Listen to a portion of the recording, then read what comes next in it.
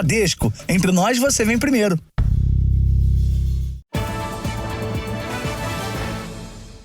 Olá, boa noite. Boa noite. O Brasil registrou mais de 4 milhões de tentativas de fraudes financeiras no primeiro semestre do ano. O estado de São Paulo foi o lugar onde mais ocorreram as falsas ofertas. A maior parte delas de cartões e de serviços bancários. Uma tentativa de fraude a cada 3 segundos no Brasil foi o que identificou um levantamento de uma empresa de tecnologia. O estudo, feito ao longo do primeiro semestre deste ano, mostra que criminosos tentaram aplicar mais de 4 milhões de golpes no período. São Paulo ficou em primeiro lugar no ranking, seguido pelo Rio de Janeiro. Os criminosos agiram por meio de falsas ofertas de cartões e bancos, oferecendo serviços, boletos e link de pagamentos falsos. E, em muitos casos, se passaram por clientes nos setores de varejo e telefonia, tentando abrir contas em nome de outras pessoas, por exemplo. Os fraudadores, eles sempre vão buscar a maneira mais fácil de eles conseguirem o maior retorno possível, né? Então, por causa disso, os fraudadores, eles têm 2 públicos principais. O primeiro são as pessoas com alto poder aquisitivo e o segundo são as pessoas com menor conhecimento dos meios digitais. Nesses casos, os golpes foram barrados por serviços de segurança digital. O Emerson não escapou.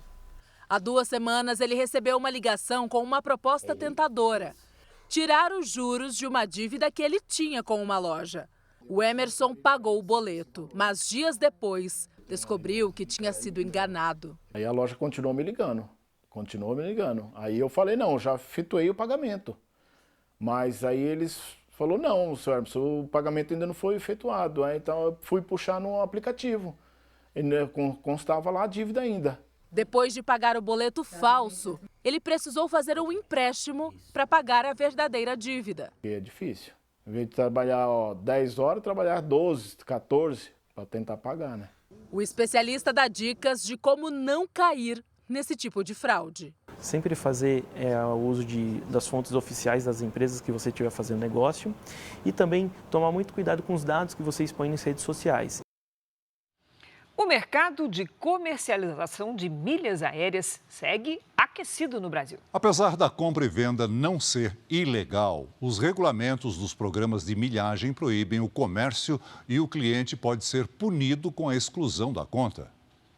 A quantidade de milhas acumuladas em programas de fidelidade era grande e o Dalmi não ia usar. Eu vou pegar, não vou conseguir viajar pelo menos durante até o ano que vem, eu corro o risco de perder. Então, para não perder, eu pensei nessa possibilidade que tinha o mercado, que tinha Hot Milhas para poder vender. Ele vendeu todas as milhas para receber R$10 mil a partir de outubro. Está preocupado porque o site com que ele fechou o negócio é ligado a 123 milhas e também entrou no pedido de recuperação judicial da empresa. Eu conto com esse dinheiro para poder honrar dívidas que eu tenho, né? E se eu não receber esse dinheiro, eu vou ter sérios problemas financeiros lá na frente. A 123 milhas deixou de emitir passagens aéreas compradas por clientes em promoção. Alega dificuldades financeiras para cumprir os contratos por causa da alta dos preços dos bilhetes. Comprar milhas faz parte do modelo de negócio da agência. Quem participa de um programa de milhagem pode usar os pontos na emissão de passagens aéreas para outras pessoas, parentes, amigos. E assim surgiu informalmente a negociação direta de milhas entre as pessoas. Já era uma prática comum quando empresas viram a oportunidade de fazer a intermediação entre vendedores e compradores que não se conhecem. Quem vende não entrega as milhas, mas sim repassa os dados no programa de fidelidade, inclusive a senha, para a empresa fazer a emissão do bilhete com o nome de um cliente. Este advogado explica que a legislação brasileira não proíbe a compra de milhas. Mas as companhias aéreas dizem que as regras dos programas de milhagem não permitem essa negociação. E quem faz pode ser excluído. Os programas de milhagem, de recompensas, eles estão ligados à fidelidade. Quanto mais você adquire produtos daquela empresa, ou serviços daquela empresa, você tem uma fidelidade maior, logo você é recompensado por aquilo. E não transfere como se fosse um crédito que você pudesse passar para a conta corrente de outra pessoa. Se o pedido de recuperação judicial for aceito, a situação de quem vendeu milhas, segundo o advogado, pode ser a mesma de quem comprou passagens e não recebeu. Esperar no fim da fila por uma indenização. Há outros créditos que são prioritários e que vão ser pagos antes de se pagar os créditos dos consumidores, com a possibilidade de ter o seu pagamento parcelado dentro de um longo prazo e às vezes o prejuízo fica maior. Em nota, a Hot Milhas admitiu os atrasos de pagamentos e disse que faz todos os esforços possíveis para regularizar a situação. O Dalmi segue apreensivo. Eu vou ter grandes dificuldades que eu vou ter que tentar contornar. Veja agora outras notícias do dia. Governo apresenta proposta para proibir que militares da ativa concorram em eleições. Mais um grupo de afegãos chega ao aeroporto de Guarulhos e a prefeitura da cidade volta a cobrar ajuda federal. Passagem de furacão Idália provoca mortes e cancela centenas de voos nos Estados Unidos. Na série especial, a espera por uma cirurgia põe em risco a vida de milhares de brasileiros.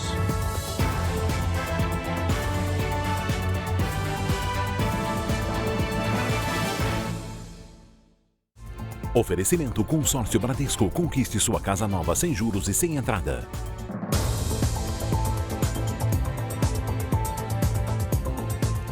Exclusivo. A Polícia de São Paulo vai usar dados de um aplicativo de relacionamento para rastrear criminosos que usam a plataforma para sequestros. 114 pessoas foram presas neste ano pelo chamado golpe do amor. Este homem não quer mostrar o rosto porque há 3 semanas foi sequestrado e agredido.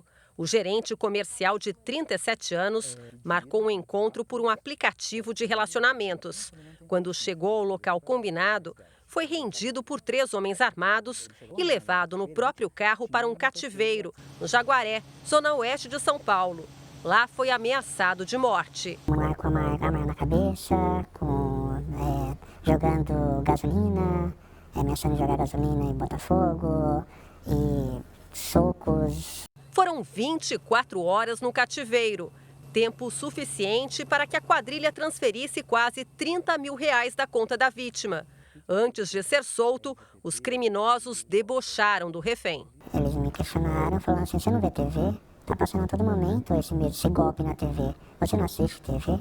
Criminosos usam perfis falsos para atrair as vítimas para encontros amorosos. É chamada isca a pessoa contratada pela quadrilha para enviar fotos e mensagens convincentes.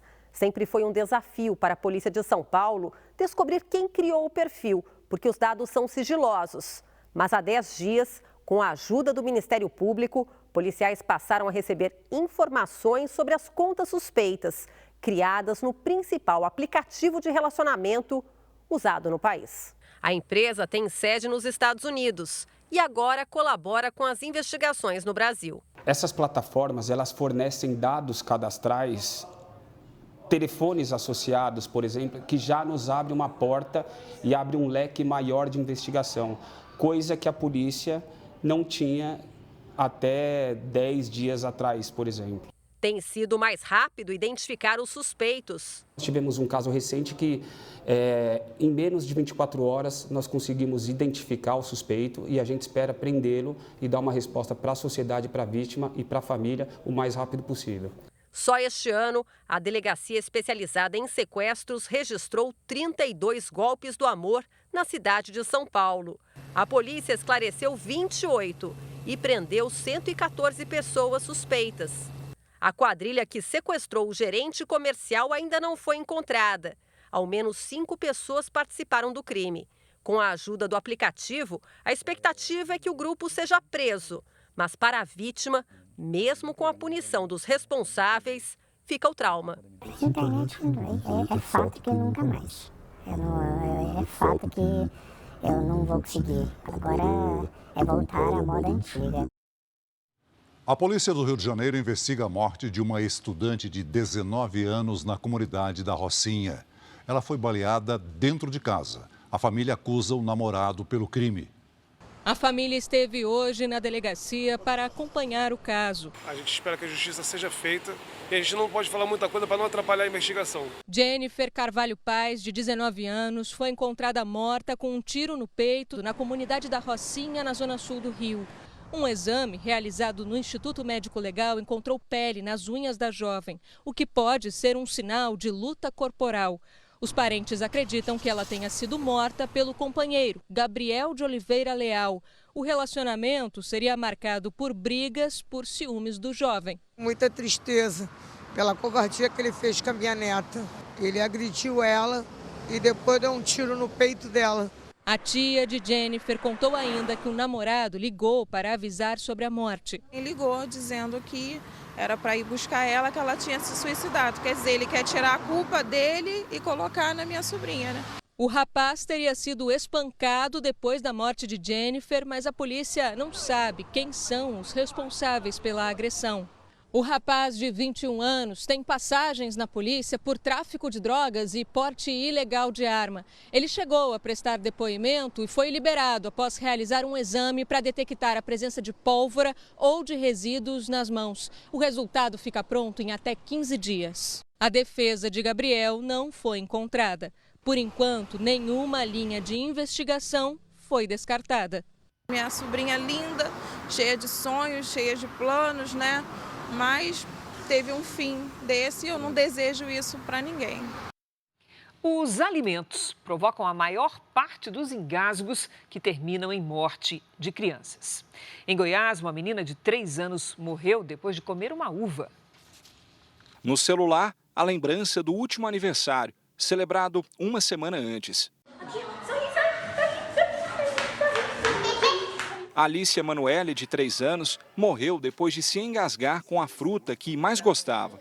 Levantava, pegava as uvinhas dela, ela pedia botar do lado da cama, ela ia pegando e ia mastigando. O acidente foi no domingo. A mãe conta que já estava deitada quando foi acordada pela filha, pedindo ajuda. Eu não sabia com o que ela tinha engasgado até então, mas eu vi que ela estava engasgada. A família saiu desesperada em busca de ajuda. Uma vizinha, que é enfermeira, fez os primeiros socorros. Coloquei ela de bruços, fez todas as manobras, né? E eu vi que com a manobra não estava tendo resultado. Coloquei o dedo na garganta dela, sim, e no primeiro já tirei a uva. Alice chegou com vida no hospital, mas morreu no dia seguinte. O número de mortes por engasgo de crianças de até 9 anos cresceu 40% em 3 anos no Brasil. No ano passado, foram 242 acidentes. De todos esses casos, apenas 19 não foram causados por alimentos. Este pediatra recomenda que os pais sempre cortem os alimentos antes de dar às crianças. As características anatômicas das vias aéreas das crianças determinam que até os 4 anos de idade haja um risco maior de acontecer um engasgo. Primeiro porque elas estão aprendendo a mastigar e aprendendo a engolir. E depois que essa via aérea é de um calibre muito fino e de um formato cônico que favorece o engasgo. Os bombeiros explicam que em caso de engasgo, o atendimento precisa ser imediato. Nós orientamos que, em primeiro momento, faça contato com o Corpo de Bombeiros para nós começarmos a mobilizar a equipe. Primeiramente, verificar se dá para visualizar algum objeto na boca.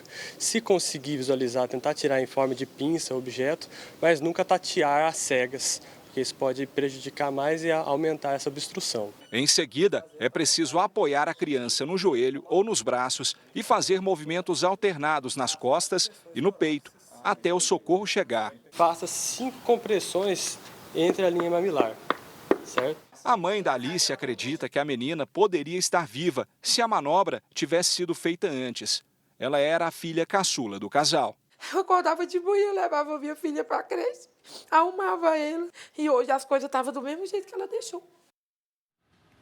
A Polícia Federal fez uma operação contra uma quadrilha que usa o Porto de Santos para enviar cocaína para a Europa.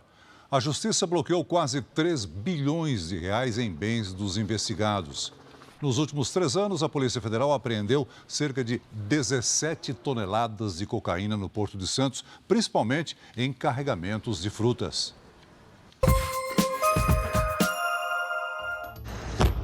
A Polícia Federal destruiu equipamentos e resgatou 9 pessoas que trabalhavam em regime análogo à escravidão em garimpos ilegais no Pará. 2 suspeitos foram presos em 4 operações simultâneas no estado. O Rio de Janeiro registrou o primeiro caso da subvariante Aedes da Covid. Um homem de 46 anos teve sintomas leves e já se recuperou. Outros 3 casos da variante foram registrados no país. 2 em São Paulo e 1 no Distrito Federal. Começou hoje em Belém a conferência Amazônia e Novas Economias. O evento que debate a produção sustentável antecede a Conferência do Clima, a COP30, que vai ser realizada na cidade em 2025. O ex-secretário-geral da ONU, Ban Ki-moon, foi um dos palestrantes no primeiro dia do encontro. Em Minas Gerais, o caseiro de uma fazenda passou a noite na mata para se esconder de ladrões que invadiram a propriedade. O prejuízo causado pelos criminosos foi de R$200 mil.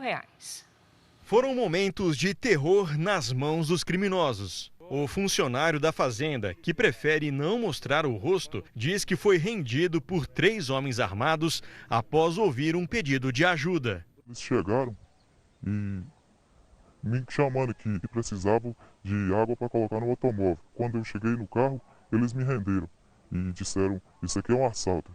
O caseiro foi obrigado a trazer a quadrilha até a sede da fazenda. Os criminosos ameaçaram amarrar o funcionário, mas ele conseguiu escapar num momento de distração dos ladrões e fugiu para a mata. Como o homem conhece bem a região, passou a noite toda escondido sem ser visto. Pela manhã, voltou para a sede e avisou os patrões, que chamaram a polícia. Os ladrões já tinham fugido, mas deixaram um prejuízo de cerca de R$200 mil. O casal de idosos que mora na fazenda viajava no momento do assalto. Segundo as vítimas, foram levados dinheiro, televisores e joias. A propriedade fica em Carandaí, a 135 quilômetros de Belo Horizonte. Imagens das câmeras de segurança já estão em poder da polícia e devem ajudar na identificação dos ladrões. Até o momento, ninguém foi preso. Veja o momento em que um ônibus articulado atinge a plataforma e atropela 2 passageiros em Curitiba. Os feridos foram encaminhados ao hospital e não correm risco de morrer. A empresa responsável pelo coletivo afirmou que vai apurar as causas do acidente. Não havia passageiros dentro do ônibus. Testemunhas informaram que o motorista teria sofrido um mal súbito. Ele foi atendido e passa bem. No mês de julho, o Brasil criou mais de 142 mil novas vagas com carteira assinada. Esse número representa uma queda de 36,6% em relação a julho de 2022, quando foram geradas 225 mil vagas. Já no acumulado do ano, foram criados 1.166.125 empregos formais no país. O salário médio de admissão foi de R$ 2.032. Os números foram divulgados hoje pelo Cadastro Geral de Empregados e Desempregados do Ministério do Trabalho. O orçamento de 2024 será entregue amanhã ao Congresso Nacional. Assunto para o nosso colega Luiz Fara Monteiro, direto de Brasília, ao vivo. Alô, Fara, boa noite. Oi, Cris, boa noite para você, ao Celso e a todos que nos acompanham. Nessa queda de braço que foi intensa nos bastidores, prevaleceu a vontade do ministro da Fazenda, Fernando Haddad, e o orçamento do ano que vem não terá espaço para déficit. Ou seja, significa que o governo vai gastar ou investir apenas aquilo que arrecadar. A avaliação no Planalto é que, mais uma vez, Fernando Haddad ganhou a queda de braço com outros ministros. O próprio presidente da República também é contra zerar as contas, porque acha que é preciso espaço orçamentário para fazer investimentos, principalmente no novo PAC. Mas a autonomia de Haddad falou mais alto. Amanhã, quando for entregue o orçamento, fará uma prevista as receitas e as despesas que garantem uma meta zero. Não teve discussão de meta, só para deixar bem claro para todo mundo sobre isso. Hoje foi assinado no Palácio do Planalto o Plano Plurianual de 2024 até 2027. O chamado PPA é um projeto de lei que define quais são as prioridades do governo nos próximos 4 anos e, consequentemente, onde os recursos devem ser investidos. O projeto precisa ser aprovado pelo Congresso até o fim do ano. No discurso, Lula exaltou a participação popular. Nunca antes na história do Brasil, o Congresso Nacional recebeu uma peça tão bem feita, tão bem trabalhada. Eu posso dizer, companheiro Pacheco, leia esse material, porque eu tenho certeza que você irá aprender o significado da qualidade da participação popular. Você nunca mais vai ter dúvida de que a gente errará muito menos na governança desse país se a gente tiver a humildade de saber o que o povo pensa, como ele pensa e como ele quer que a gente faça as coisas. Outro tema que é assunto na esplanada é a reforma ministerial. O bolão de apostas está cada vez maior. Apesar de negar, Wellington Dias corre o risco de perder parte de seu ministério, o do Desenvolvimento Social, para o Progressistas. O ministro conta com o apoio massivo do PT, que é terminantemente contra dividir a pasta com o Centrão. Por aqui, o que se diz é que Lula ainda está tentando convencer o Progressistas a aceitar outro ministério. O governo vai enviar ao Congresso uma proposta de emenda à Constituição que obriga os militares a irem para a reserva caso decidam concorrer a cargos públicos. Originalmente, essa PEC trazia a mesma exigência para militares que fossem nomeados ministros, mas houve um recuo. Uma reunião no Ministério da Defesa definiu os últimos detalhes da proposta. O texto que será apresentado ao Congresso vai obrigar que o militar que deseja concorrer a um cargo público nas eleições seja transferido para a reserva, mas vai permitir que o militar da ativa aceite convites para cargos como o de ministro de Estado. A ideia inicial do governo era impedir a participação total dos militares na política. Diante da resistência dos quartéis, os integrantes do Palácio do Planalto recuaram. Eu apurei que os militares não aceitariam ter um tratamento diferente de outras carreiras de Estado. Eles interpretam a proposta como uma retaliação pela participação de membros das Forças Armadas no governo Bolsonaro. Realmente, originalmente, tinha a inclusão de ministros. Na evolução do diálogo, se percebeu que isso poderia caracterizar um tom discriminatório, que não é o objetivo nosso. Segundo o ministro da Defesa, a proposta foi bem aceita pelos 3 comandos das Forças Armadas. Nós estamos zelando pelas Forças Armadas e estamos zelando também pela classe política, entendeu? Isso é uma coisa que purifica as relações, cada um fica dentro do seu quadrado. Policiais militares não serão atingidos pela medida, caso ela seja aprovada pelo Congresso. E o Senado aprovou hoje o projeto de lei que recria o voto de qualidade do Conselho Administrativo de Recursos Fiscais. O CARF é o órgão do Ministério da Fazenda que decide as disputas tributárias entre contribuinte e a Receita Federal. A lei aprovada permite que representantes do Ministério da Fazenda desempatem as votações em julgamentos a favor da União. Com essa regra, o governo espera um aumento na arrecadação anual de 50 bilhões de reais por ano. Esse projeto vai agora à sanção do presidente Lula. Daqui a pouco eu volto com outras informações direto aqui de Brasília. Cris e Celso. Obrigada, Fara. Até já. As chuvas voltaram mais cedo ao centro-oeste do Brasil. A Lidiane Sayuri vai nos explicar por que esse inverno está com cara de primavera. Oi, Lid, boa noite. Chuvarada lá em Brasília hoje, hein? Sim, e vai continuar por mais um tempinho assim, viu, Cris? Boa noite para você. Oi, Celso, muito boa noite a todos. As imagens de satélite mostram bastante nebulosidade em cima da capital federal. E amanhã a circulação de ventos, tanto no continente quanto no oceano, dá um empurrãozinho na formação de nuvens de chuva em boa parte do país. Atenção, à tarde tem alerta de temporal no centro-oeste, no Espírito Santo e no sul da Bahia. Tem risco de alagamentos, trovoadas e granizo em Campo Grande, Brasília, Vitória e em Porto Seguro. Tempo firme mesmo só nos estados do sul e no extremo norte. Na metade sul, o ar frio se despede e o amanhecer fica menos gelado, com 13 graus em Porto Alegre e 17 em Belo Horizonte. À tarde, o calor aumenta em todos os estados. Em Florianópolis, faz até 25 graus, 27 no Rio de Janeiro, em São Luís, 33 e até 37 em Rio Branco. Em São Paulo, nada de chuva até domingo. Amanhã faz 27. Na sexta, 29, no sábado, 31 e no domingo até 32 graus, com chuva. Vamos ao Tempo Delivery. O José é de São João do Meriti, no Rio de Janeiro, Lídia. Vamos lá.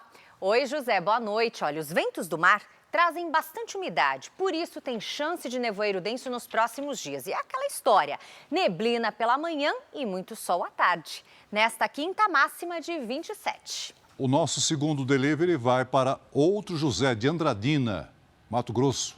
Opa, José! As temperaturas sobem, viu? Cuidado com os temporais à tarde. Há previsão de pancadas com ventos e granizo. Nesta quinta, faz até 27 graus. Mande você também seu pedido pelas redes sociais com a hashtag #VocêNoJR. E para finalizar, vamos abrir a janela aqui do Jornal da Record. Vejam aí, a superlua azul que falamos ontem. Quem puder, abra a janela por aí também. Aproveite outra dessa só daqui 14 anos. Cris, Celso. Fechou com chave de ouro, Lídia? Né? Amanhã, Lídia. Obrigada. Até amanhã. Veja a seguir, a Câmara discute projeto que prorroga a desoneração da folha de pagamento de 17 setores. Depois da polêmica liberação da água da usina nuclear, primeiro-ministro do Japão come peixe de Fukushima para promover os produtos da região. Antes mesmo da cirurgia, a saga para retirada de pinos e parafusos. O drama de quem precisa enfrentar uma cirurgia ortopédica no Brasil.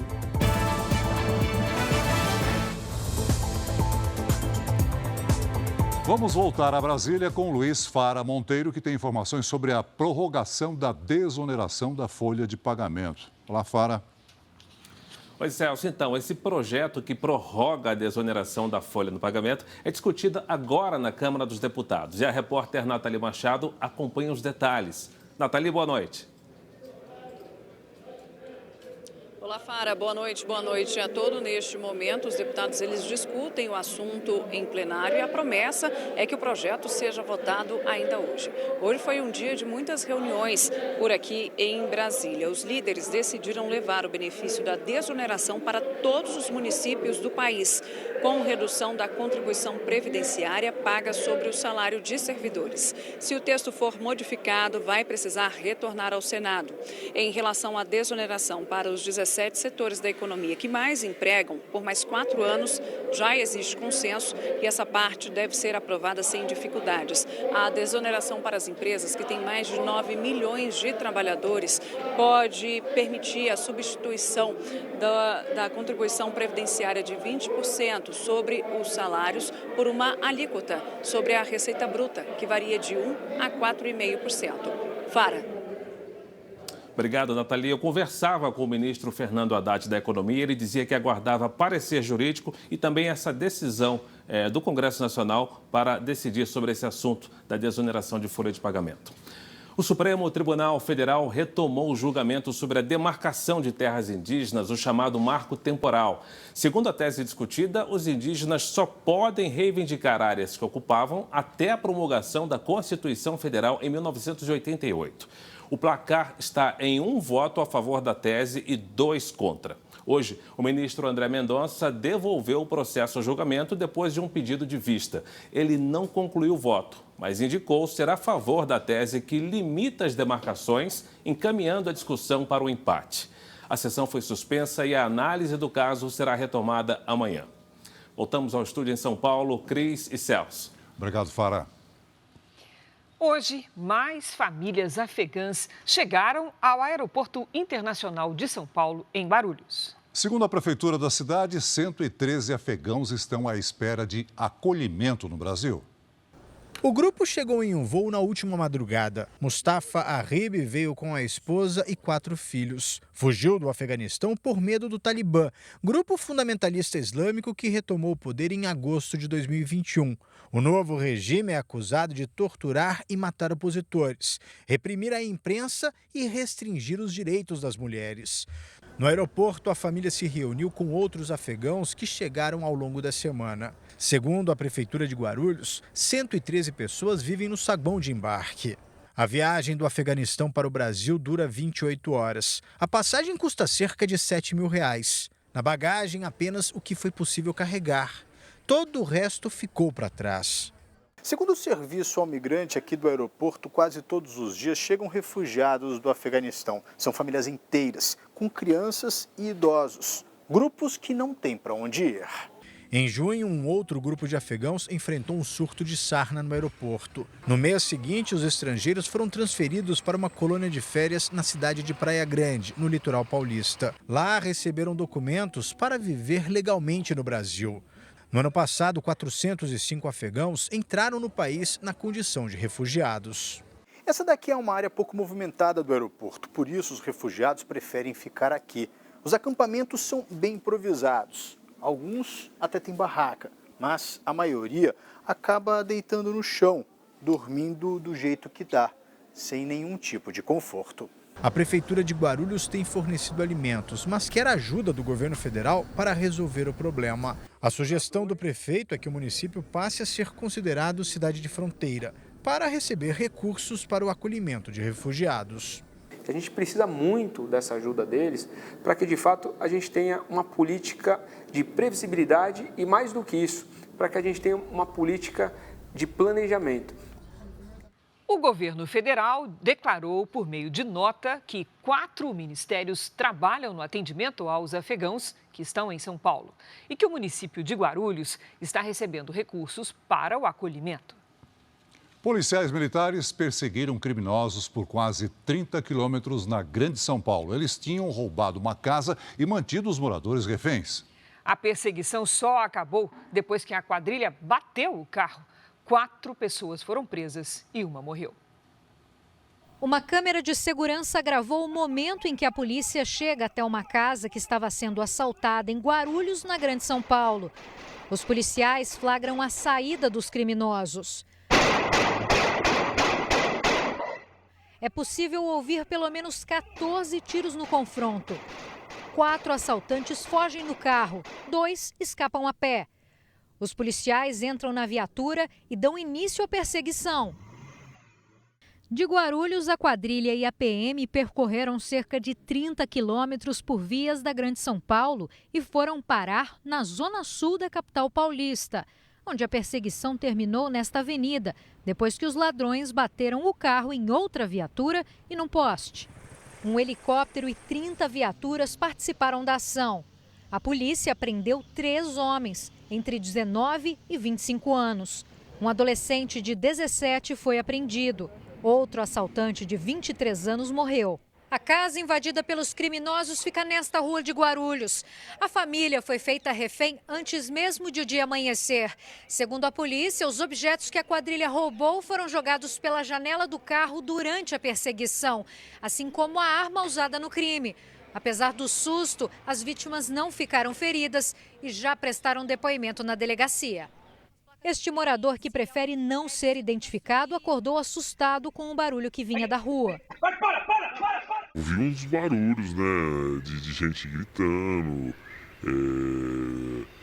aí uns disparos na rua, dos polícias. O carro usado pelos criminosos também era roubado e tinha placas adulteradas. A polícia ainda tenta encontrar o 6º assaltante. Desde o início do ano, mais de 42 mil pessoas desapareceram no Brasil. Para ajudar nas buscas, o governo federal lançou hoje um projeto piloto que inclui as redes sociais como aliadas. Uma angústia que já dura há 3 anos. Eduardo, filho da Luciana, saiu de casa para se encontrar com um amigo e nunca mais foi visto. É a pior dor que tem. Eu acho que é pior do que perder um filho. porque um desaparecido, a gente não sabe se está vivo, se está morto. O drama vivido por Luciana atinge também outras milhares de famílias em todo o país. Aqui no Rio de Janeiro, houve aumento no número de desaparecidos. No primeiro semestre deste ano, foram registrados 2.900 casos. Um crescimento de cerca de 11% na comparação com o mesmo período do ano passado. A maioria dos desaparecidos tem entre 15 e 29 anos. Só este ano, mais de 42 mil pessoas desapareceram em todo o país. Hoje, o Ministério da Justiça divulgou um projeto para ampliar a efetividade nas buscas de menores de 18 anos. A tecnologia será usada como aliada, com a divulgação de fotos de crianças e adolescentes nas redes sociais para pessoas que estiverem próximas aos locais onde eles foram vistos por último. Esses alertas já são usados em 30 países e são disparados assim que as autoridades confirmam desaparecimento. Haverá num raio de 160 quilômetros, ao contar do domicílio de criança ou adolescente desaparecido, a postagem da foto e dos dados. Inicialmente, estará implementada em 3 estados: Minas Gerais, Ceará e Distrito Federal. O projeto piloto aumenta a esperança para quem ainda sonha em ver alguém que ama novamente. É super importante a rede das instituições. Então, assim, cada vez que a gente vai conseguindo chegar em uma e sensibilizar, isso só quem ganha, não só os familiares, mas a sociedade. Um destaque do noticiário internacional: o governo japonês se esforça para provar que a água liberada da usina atômica de Fukushima não vai contaminar o meio ambiente nem afetar a saúde de quem consumir peixes e frutos do mar da região. O vídeo mostra o primeiro-ministro Fumio Kishida e 3 ministros comendo os alimentos da região de Fukushima. Tudo para garantir que não há risco de contaminação. Há uma semana, o Japão começou a liberar a água que resfriava os reatores da usina, danificada por um terremoto seguido de tsunami em 2011.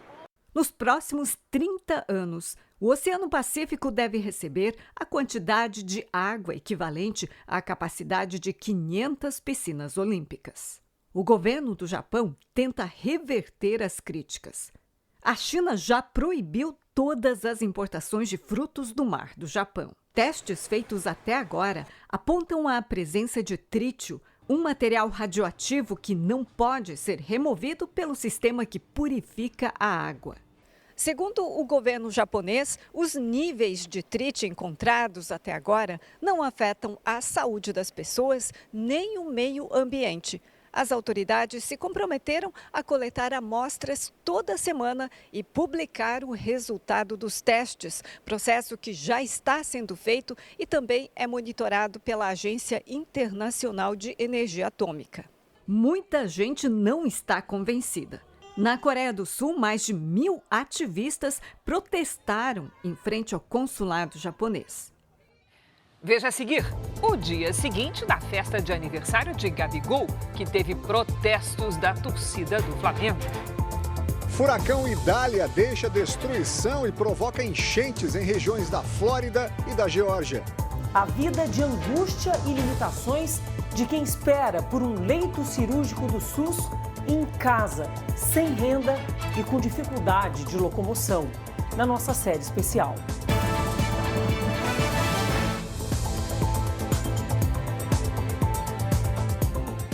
Duas pessoas morreram após uma série de ataques aéreos contra Kiev. Numa contraofensiva, a Ucrânia realizou o maior bombardeio com drones contra a Rússia desde o começo da guerra. Segundo autoridades ucranianas, Kiev foi alvo de 44 disparos. A maioria dos mísseis e drones foi interceptada, mas ao menos 3 explosões foram ouvidas na região. 2 homens não resistiram. Quase ao mesmo tempo, a Rússia anunciou que drones atingiram 6 regiões do país durante a madrugada. O aeroporto de Pskov, a 800 quilômetros da fronteira ucraniana, foi um dos alvos. 4 aviões militares foram destruídos. foi o maior ataque contra o território russo desde o começo da invasão à Ucrânia, em fevereiro do ano passado. 2 pessoas morreram durante a passagem do furacão Idália pelos Estados Unidos. A Geórgia e a Flórida são os estados mais atingidos. Quase 1.000 voos foram cancelados em todo o país. O dia estava amanhecendo quando o Idália tocou o solo no norte da Flórida. A região de Big Bend, perto da capital Tallahassee, foi atingida em cheio. O primeiro furacão nesta área, em 125 anos, chegou com ventos de 200 km por hora. A costa foi atingida quando o Idália estava na categoria 3, numa escala que vai até 5. Horas antes, ainda no mar, estava na categoria 4. O fenômeno levou uma forte tempestade para uma longa faixa do território americano. Os efeitos foram imediatos. Ruas e até pontes ficaram cobertas pela água. A inundação chegou a níveis históricos nas áreas litorâneas. O nível do mar subiu mais de 2,5 metros. 2 motoristas morreram em acidentes nas estradas. Aqui, a força do vento foi tão grande que derrubou a estrutura de um posto de combustível. Na casa do governador republicano, Ron DeSantis, uma árvore de 100 anos foi derrubada. Em 15 minutos, o vento ficou muito forte. A água alagou todo o meu quintal e, nesse momento, decidi que tinha que ir embora, afirma esse homem. Conforme avançam pelo solo, os furacões perdem força. O Idália chegou ao estado da Geórgia, mas já em categoria 2. Mesmo assim, deixou estragos e equipes já trabalham para restaurar a energia elétrica. Até esta tarde, havia ao todo 400 mil casas sem luz nos 2 estados. Empresas aéreas também precisaram reorganizar o cronograma de voos. A cada 6 viagens que cruzam o país, uma passa pela Flórida. Aqui em Orlando, que não está na rota do furacão, o aeroporto permaneceu em funcionamento e recebeu boa parte dos passageiros que seguia para a cidade de Tampa. Mais de 900 voos foram cancelados no país. O furacão chega à Carolina do Sul esta noite. Na quinta-feira, segue para o oceano e deixa os Estados Unidos. A Casa Branca confirmou que o presidente Joe Biden não deve visitar a área afetada e vai viajar para a casa de férias dele em Delaware. Ao mesmo tempo, o governo federal disse que os estados afetados terão todo o suporte necessário. O Jornal da Record vai agora ao vivo aos Estados Unidos saber mais detalhes dessa história. No final da tarde, o Idália perdeu força e se tornou uma tempestade tropical. Quem acompanhou tudo é o nosso correspondente Vandrei Pereira. Olá, Vandrei, boa tarde aí para você.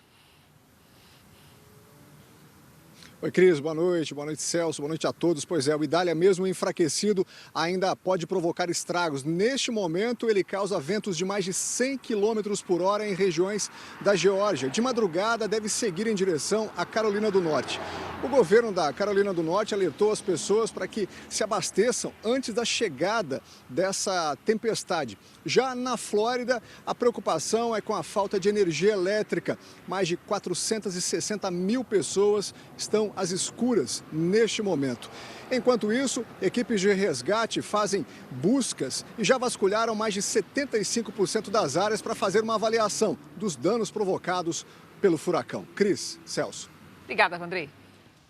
Torcedores do Flamengo protestaram em frente a uma casa de eventos no Rio de Janeiro, onde o atacante Gabigol comemorava o aniversário.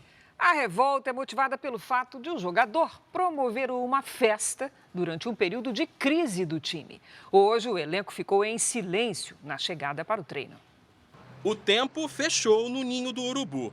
No dia seguinte ao tumulto, poucos jogadores, como os meias Everton e Vitor Hugo, pararam para fotos no centro de treinamento. A maior parte do elenco do Flamengo nem abriu os vidros. Ontem à noite, torcedores protestaram em frente a uma casa de festas na zona oeste do Rio, onde o atacante Gabigol comemorava aniversário. Gabigol! O meu Flamengo não precisa de você! Cada convidado que chegava era recebido com hostilidade. O trânsito chegou a ser interrompido. Jogadores teriam sido xingados na chegada ao evento. Policiais militares foram acionados para conter os mais exaltados.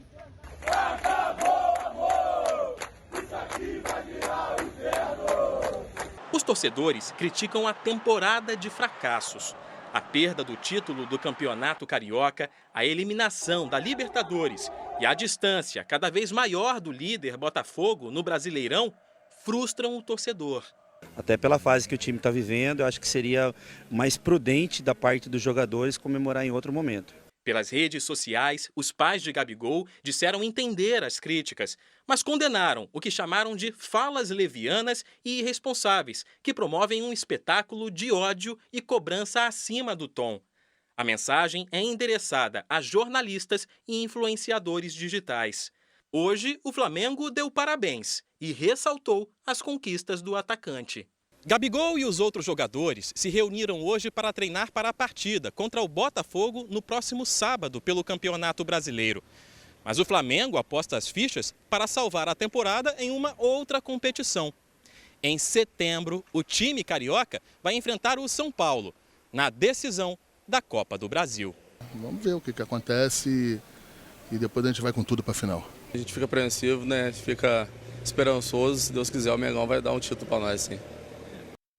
Pacientes com graves problemas de saúde, como fraturas nos ossos, correm contra o tempo para conseguir uma operação. Mas, dependendo da demora para a cirurgia acontecer, pode ser tarde demais para recuperar os movimentos.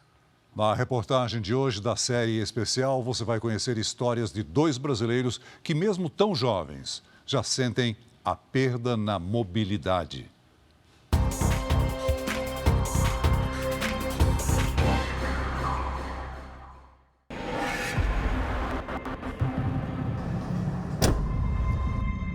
Acidentes que mudam o destino de uma hora para outra. No diagnóstico, a contagem regressiva, uma cirurgia fundamental para evitar a invalidez. Mas na corrida contra o tempo, nem sempre o paciente vence, nem sempre a vida espera. Eu tô sentindo que eu já tô perdendo os movimentos, sabe? Falei, doutor, eu já tô cansado, já falei assim, eu tô exausto. A exaustão para o David, aos 21 anos, começou depois de um acidente de moto em Goiás. Quebrei a clavícula, aqui ó. Aí eu quebrei a clavícula, eles falaram, não, em 3 meses você fica bom. Eu até comentei com a minha família, falei, eu não tô sentindo meu braço, esse trem tá errado. Aí ele, não, é normal, todo mundo falando que é normal. Eu falei, nossa, esse trem não tá normal. 3 meses depois, os médicos pediram uma nova cirurgia. O tempo passou e agora já são 2 anos de espera. Pode variar de região para região, mas de um modo geral, entrar na fila para cirurgias eletivas no país não é um processo automático. Primeiro, o paciente deve procurar um clínico geral numa unidade básica de saúde e depois um ambulatório de especialidades, onde ele deve passar por um especialista que trata apenas aquele problema que ele tem, um ortopedista, por exemplo. Só então, ele volta para a unidade básica de saúde com todos os exames e também documentos para estar oficialmente na fila. No caso do David, a demora coloca a saúde em risco. Eu corro o risco de atrofiamento, né? Cada dia que passa é mais uma perda, né? Cada dia que vai se passando, eu tô perdendo, né? Só perdendo movimento. E em decorrer desse tempo aí, eu posso perder o meu braço, né? E aí eu me pergunto, né? Será que a gente não tem valor, ser humano? A Secretaria de Saúde de Goiás disse em nota que existem 58 pessoas na frente do David na fila de cirurgias ortopédicas. O ombro ele afeta de uma forma todo o membro superior e a gente usa as mãos para tudo. A pessoa pode perder vários níveis de mobilidade, tá? Pode perder totalmente o movimento. De acordo com o Ministério da Saúde, mais de 125 mil pessoas aguardam um procedimento cirúrgico em Goiás, número que coloca o estado no topo do ranking nacional. Uma fila imensa em várias regiões do Brasil, uma espera sem prazo definido que transforma a vida de muitos pacientes numa espécie de beco estreito, uma encruzilhada. Aqui nessa casa, na zona norte de São Paulo, o Geanderson espera há mais de 2 anos e meio para fazer um procedimento definitivo na perna. Hoje no Brasil, quase 12 mil pessoas aguardam na fila para retirada de pinos, parafusos e outros materiais cirúrgicos ortopédicos para só então pensarem em passar por uma cirurgia. Essa demora de tirar os fixadores só prejudicou minha mobilidade e minha flexibilidade da minha perna. Meu maior medo é não poder andar, né? Aos 30 anos, Geanderson também sofre diariamente as consequências de um acidente de moto. Em janeiro de 2021, ele fraturou ao mesmo tempo a tíbia, o fêmur, o tornozelo e o joelho direito. Antes, ele ganhava a vida assim, nas alturas, em arranha-céus da maior cidade do país, como limpador de fachadas. Hoje em dia, fico com medo de não poder exercer mais a minha profissão, o que era que estava me ajudando a ter uma condição melhor de vida para mim e para minhas filhas. Nós acompanhamos a história de Geanderson desde que ele estava com fixadores externos na perna, colocados logo após o acidente. Eles deveriam ter sido retirados em 5 meses, mas ficaram 2 anos na perna, que perdeu força e mobilidade. Por isso, a família se encheu de esperança quando a cirurgia para a retirada dos fixadores foi marcada para junho desse ano. Demorou, mas vai chegar a hora. Viu? E o pai vai poder voltar. Fazer tudo que era antes, brincar com vocês. Os pinos foram retirados, mas logo depois veio a notícia que eles mais temiam. Por conta da demora, a reparação dos ossos não pôde ser feita e se tornou ainda mais complexa. Tem uma vaga, mas só que eu não posso ser operado por conta dos fixadores que eu fiquei muito tempo e os meus ossos ficou frágil que só uma folha de papel.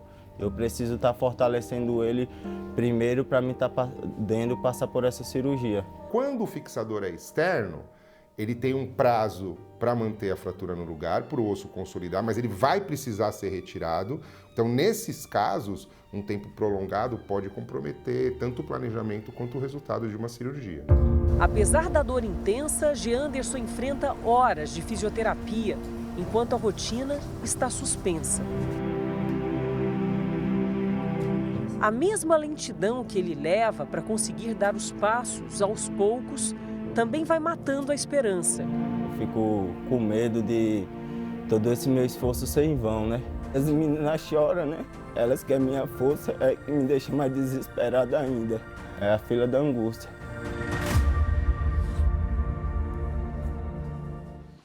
Sobre o caso do Geanderson, que você acabou de ver na reportagem, a Secretaria Estadual de Saúde de São Paulo disse que ele está recebendo a assistência necessária, mas não respondeu por que a cirurgia de retirada dos fixadores demorou tanto para ser feita. Essa edição termina aqui e à 00:30 tem mais Jornal da Record. Fique agora com um episódio especial de Reis, a morte do rebelde. E logo depois de Jesus, tem repescagem no Top Chef Brasil. Não perca. Ótima noite para você. Boa noite.